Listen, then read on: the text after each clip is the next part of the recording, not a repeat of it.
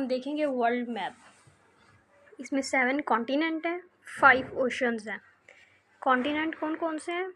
Asia, Africa, Europe, north America, south America, Antarctica, Australia.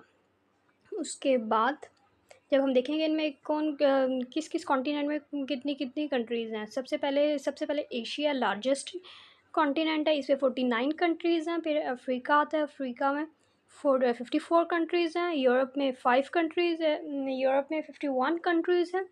उसके बाद north America में 23 countries हैं। साउथ अमेरिका में 12 कंट्रीज़ हैं। अंटार्कटिका में 14 कंट्रीज़ हैं।